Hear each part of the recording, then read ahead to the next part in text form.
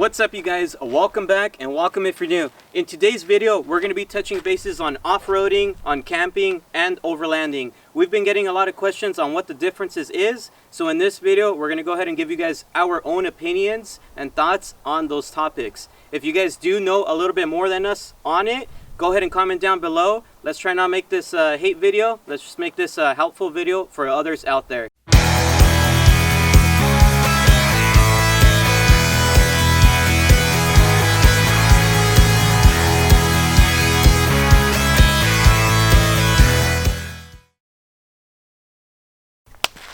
You guys may already know Chris from my other videos. If you want to check him out on Instagram, it's always in the description box below. Basically, the main difference between overlanding and being a weekend warrior is an overlander, basically, there's no set definition technically. An overlander generally, as anyone with common sense can kind of like look and see, is basically a guy or a woman or their family rig that's capable to take them pretty much almost anywhere. Go and the main purpose for overlanding is the journey. It's not the destination. It's not where you are, anything like that. It's about how you get from one point to another. That stretch in between your start of your route and the end of your route. That's the main purpose of an overlanding. For an example, yeah. Say you're starting here in California and you're going to go ahead and drive down to Colorado, and you're going to drive at an angle to Colorado.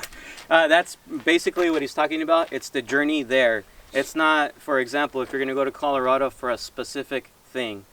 Yeah, pretty much. It's the overall purpose of an overland trip is the journey, not the destination. Whereas a weekend warrior, they can still fit in like a miniature overland trip, because usually overlanding, those guys are going out there for weeks at a time sometimes. Like a weekend warrior, you're going out, maybe you're leaving Friday night after work and then coming back Sunday afternoon and then getting back to work on Monday. Weekend warrior, you go out for the weekend. Basically what we do. Yeah. Have some fun, enjoy our rigs, and see if we break anything. Yeah. That's usually me. Yeah, that's all him. The weekend warrior is the same. It's like a miniature, like a more condensed version of overlanding in a simpler way, because you don't need an outfitted rig. You can do what we do and take it up to another level, which is kind of like an in-between camping. Our rigs take us to the more remote locations out in things such as like BLM land. By where we are, we have Thomas Hunting Grounds, it's yellow post sites. You need to have an off-road vehicle to get to those. And same thing with Coon Creek up in the other side of Angeles Oaks, up by the Coon Creek jump off. Out in Palm Springs, there's a lot of BLM land. Out in Banning, California, there's a lot of BLM land. Weekend warriors, like such as where we fit in, is more or less just we go out, find a trail, go somewhere on the public lands, and make our campsite, and then we choose whether or not between the 2 to possibly 3 nights that we're out there to move camp, to make it somewhat more like an overland trip where you're camping in one spot, packing up the next day, and you're moving on to the next one until you reach your destination. That's pretty much the gist of a weekend warrior. We go out for the weekend, have fun, and then that goes into the off-roading weekend warriors. Exactly. That's actually more or less where we fit in. Yeah. Because we do the off-roading trail runs and things like that, where we go out and break our trucks and then fix them for the next weekend.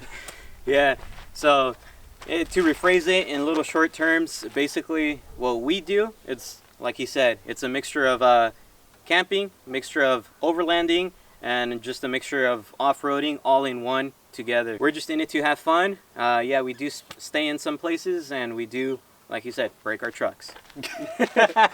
Yeah, fitting like that whole realm. Honestly, I think like 90% of the people out there that are in this community fall into that category. Yeah. Where they go and they do the trail runs, they all do all that kind of fun stuff, and they also go camping. But exactly. Kind of like a mixture of the weekend warrior overlanding style, because they all have built-up rigs. Like I know weekend warriors that have the full high clearance bumpers, the rooftop tents. They have an overland style rig, but they're weekend warriors. As far as camping, what we think that is basically just going to one destination, enjoying it there, parking your truck, and camping. I mean, that's camping, basic family campgrounds. Now we're going to go ahead and touch bases on what you could get if you are going to go for the overland type build. To my knowledge, like if you want to build an overland style rig, first off, what you're going to need is a reliable rig that you can rely on. Something that's going to take you miles on end, since like we stated, an overlander usually You want to get yourself a reliable rig. For us, it's TACOMAs. You want to you don't need a big lift. I'd say at least a 2 to 3 inch lift. You want some clearance. So that way you hit rough spots on trails, for the most part, you can get through it. And then for overland rigs, because sometimes I'll notice a lot of overlanders too, they'll go in groups.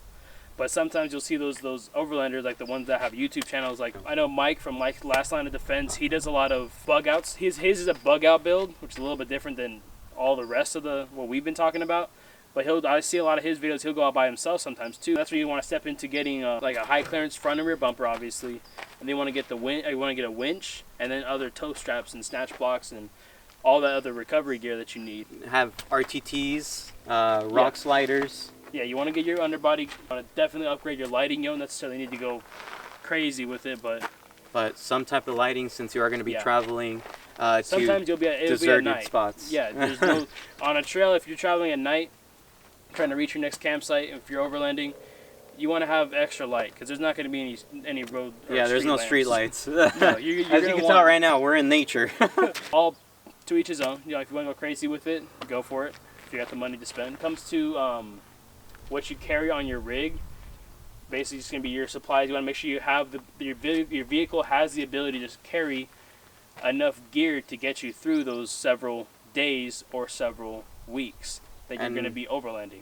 And as far as gear, like he's saying, I would say probably tow straps, like he stated, even though you do want to get a winch. So recovery gear, probably a first aid kit. That's probably really important. One of the most important ones. Maybe some type of blade, just in case. Shovel, max tracks. Some form of way to defend yourself against animals. You know, maybe bear spray or pepper spray. We're just touching basics. We're not going too in depth. So now talking about what we do, Off-Road Weekend Warriors. So for that, of course, you want to have your rig. Upgrade your lighting if you plan on doing a lot of night running. Like if you don't, driving at night. Yeah, if you don't need to waste your money on that. Honestly, you just need to get yourself a decent suspension.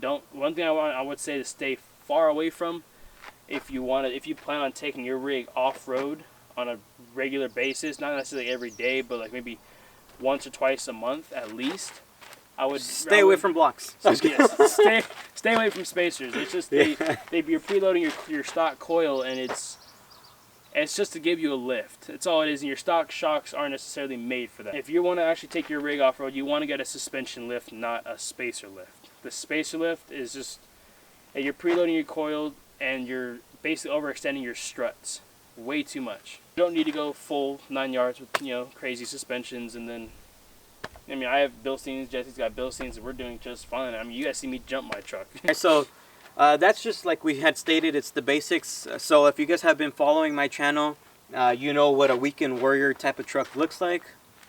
It's right here. If not, go watch my previous videos and you'll see what we're talking about and what type of build we've been doing on our trucks. Now we're going to go ahead and talk about a camping type of setup.